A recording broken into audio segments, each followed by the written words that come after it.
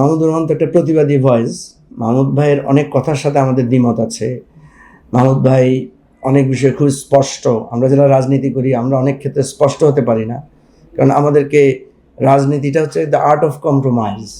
তো মাহমুদুর রহমানের ডিকশনারিতে উনি কোনো কম্প্রোমাইজকে মানে এন্ট্রান্স দিতে চান না। বাট এরকম একটা প্রতিবাদী মানুষ ছিল বলেই কিন্তু দেখেন উনি কিন্তু প্রথম ফ্যাসিবাদকে চ্যালেঞ্জ করেছেন। যেদিন উনি পত্রিকায় যে কলামটা এসেছে যে শাহবাগে ফ্যাসিবাদের পদদিন, সেদিন আমি ওনার সামনে বসা ছিলাম। প্রথমে কিন্তু ওখানে লিখেছিলেন অন্য একটা হেডিং উনি লিখে দিয়েছিলেন, কিন্তু পরবর্তীতে যখন শাহবাগ থেকে বিভিন্ন গণমাধ্যমের উপর হামলার উস্কানি দেওয়া হয়েছে এবং সেখানে আমার দেশের নাম বলা হয়েছে, আমরা দনজন আরও কয়েকজন ছিলেন, একই সাথে আমরা টেলিভিশনে লাইভ শাহবাগের বক্তব্য শুনছিলাম। যখনই সেখানে আমার দেশ, দিগন্ত টেলিভিশন সহ বিভিন্ন গণমাধ্যমের ব্যাপারে বলা হয়েছে যেগুলো বন্ধ করে দিতে হবে, তখন মাহমুদ ভাই চেয়ার থেকে উঠে গিয়ে, তখন নির্বাহী সম্পাদক ছিলেন সৈয়দ আবদুল আহমেদকে ডাকলেন, ডেকে উনি স্লিপ পেপারে পেন্সিল দিয়ে লিখলেন শাহবাগে ফ্যাসিবাদের পদধ্বনি। এইটা লেখার পরে আমরা একে অপরের দিকে চাওয়াচাই করছিলাম, কারণ এত এক্সট্রিম একটা জায়গা যেখানে শাহবাগ এত উত্তাল তরঙ্গমালা চলছে, সেখানে এটার বিরুদ্ধে দাঁড়িয়ে এ ধরনের কথা বলবেন কিনা। তো সাংবাদিকেরা অনেকে মুখ চাওয়াচাই করছিলেন যে এত কঠোরভাবে আমরা পজিশন নিব কিনা। মাহমুদুর রহমান বুঝতে পারলেন আমাদের সবার দিকে তাকিয়ে, উনি টেবিলে জোরে হাত মানে এরকম একটা ঘুষি মেরে বললেন যে এটাই যাবে। তো এই যে ওনার একটা ফার্ম পজিশন, এই যে ওনার একটা শক্ত পজিশন, আমি মনে করি এখনও উনি সেটা বিলং করেন। কারণ আপনি জানেন যে উনি মানে নৈতিকভাবে এতটুকু স্ট্রং যে উনি কিন্তু ইউরোপ, আমেরিকা, ইভেন ব্রিটেনেও কিন্তু উনি যেতে পারতেন, পলিটিক্যাল অ্যাসাইলাম নিতে পারতেন, উনি কিন্তু নেন নাই। উনি নীতিগতভাবে মনে করেন যে ব্রিটিশরাও বেনিয়া, ওরা আমাদের উপরে অত্যাচার করেছে।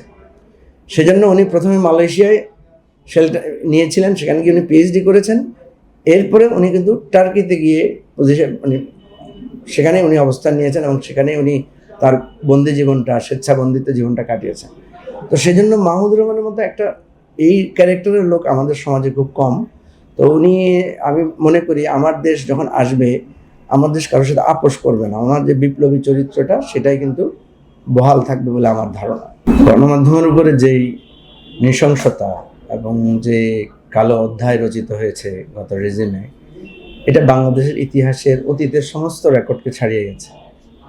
আমার দেশ বন্ধের সাথে তো আমার অনেক স্মৃতি, কারণ আপনি জানেন যে 2013 সালে আমি একটা গণমাধ্যমে কাজ করতাম, সেটাকেও বন্ধ করে দেওয়া হয়েছে এবং অনেকটা একই সময়ে একই অপরাধ এটা করা হয়েছে। তো ইন্টারেস্টিং ব্যাপার হচ্ছে যে অপরাধটা কি আমরা এখনো জানি না, কারণ এখন পর্যন্ত আমার দেশ বন্ধ করার পেছনে আমি যতটুকু জানি যে একটা শোকজ করা বা তার একটা সুনির্দিষ্ট, আমরা যেটাকে বলি এফআইআর, এই ধরনের কোনো কিছু নাই। এটা অনেকটা সাময়িক। আমাদের দিগন্ত টেলিভিশন বন্ধ করা হয়েছে, শুধু একটা ছোট্ট নোটিশ, সাময়িক নিষেধাজ্ঞা, সম্প্রচার নিষেধাজ্ঞা দেওয়া হয়েছে। তো এই সাময়িক নিষেধাজ্ঞার বলে আপনার প্রায় 10-11 বছর একটা গণমাধ্যম বন্ধ করে দেয়া, তার এতগুলো লোক সাংবাদিক সেখানে কাজ করছে। তারপরে সম্পাদকের উপরে যে নৃশংসতাটার কথা আপনি বললেন, আমার এখনও মনে পড়ে কুষ্টিয়াতে ওনার উপরে অনেক অত্যাচার হয়েছে, জেল খাটতে হয়েছে, 5 বছর উনি জেলে ছিলেন। কুষ্টিয়াতে যখন ওনার উপর হামলা হয় তখন ওখান থেকে আমাকে সাংবাদিক মোহাম্মদ আবদুল্লাহ ফোন করেন, আমার সম্পাদকের সাথেও আমার কথা হয়েছে তখন। তো আমরা চেষ্টা করেছিলাম যে ওখানকার শিক্ষক, কুষ্টিয়া বিশ্ববিদ্যালয়ের শিক্ষক এবং ছাত্রদেরকে যে আপনারা একটু যান, একটা লোককে কোর্টের মধ্যে এভাবে নৃশংসভাবে হামলা করা হচ্ছে। কিন্তু সেদিন পুলিশ কাউকে সেখানে ঢুকতে দেয় না। এবং উনি যখন রক্তাক্ত অবস্থায় আসছেন ইউনাইটেড হসপিটালে, ওনার যে শার্টটা, রক্তাক্ত শার্টটা আমার হাতেই ধরা ছিল। তো এটা আমার মনে হয় যে বাংলাদেশে মাহমুদুর রহমান উনি কিন্তু খুব সাহসী মানুষ। আমরা কিন্তু তখন ওনাকে বলেছি যে না, আপনার এই দেশে থাকা আপনার জন্য নিরাপদ না।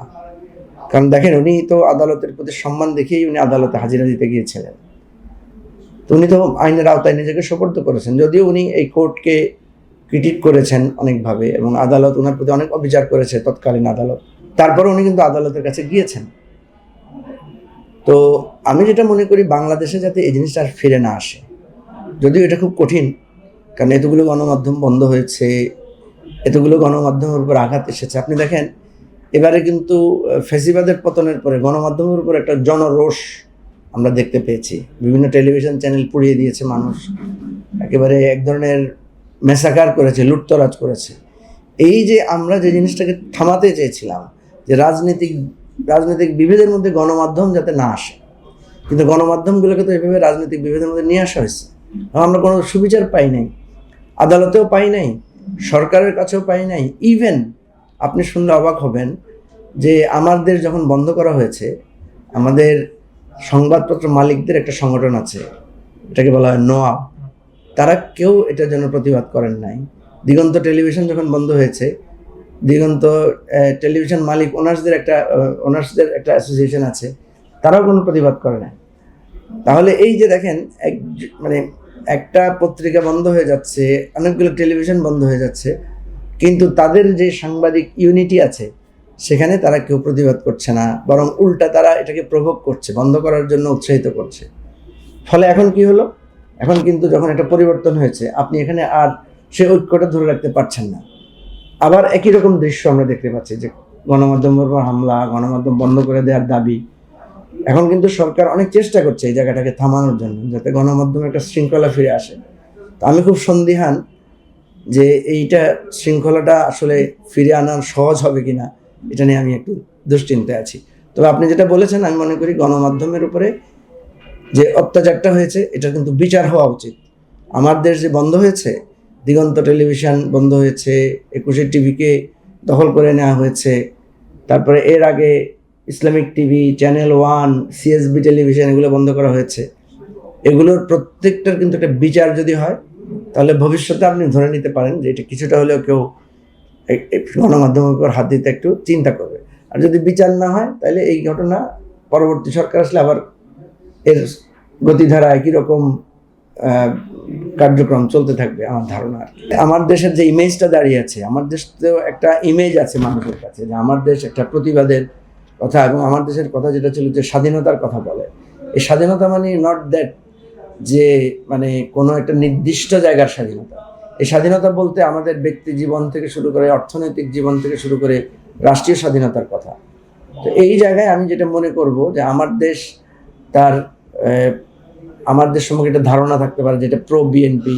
মাহমুদুর রহমান যেহেতু বিএনপির সরকারের অধীনে উনি অ্যাডভাইজার ছিলেন, যদি উনি বিএনপিতে জয়েন করেন নাই, আর উনি যেহেতু আওয়ামী ফ্যাসিবাদ এবং ভারতের আগ্রাসনবাদের বিরুদ্ধে উনি খুব সোচ্চার ছিলেন, তো ন্যাচারালি ওনাকে ট্রিট করা হয় যে উনি প্রো ইসলামিক ন্যাশনালিস্ট লোক।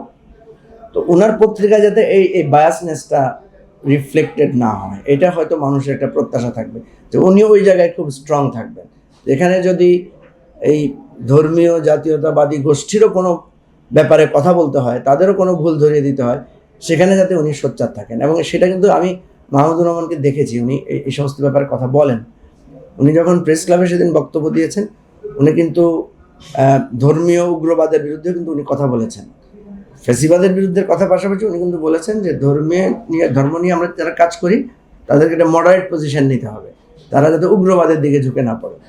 তো এই জায়গাটা আমার ওনার কাছে প্রত্যাশা থাকবে যে উনি এই অনেক চেষ্টার ফলে, অনেক দিনের সংগ্রামের ফলে বাংলাদেশে কিন্তু একটা পরিবর্তন এসেছে।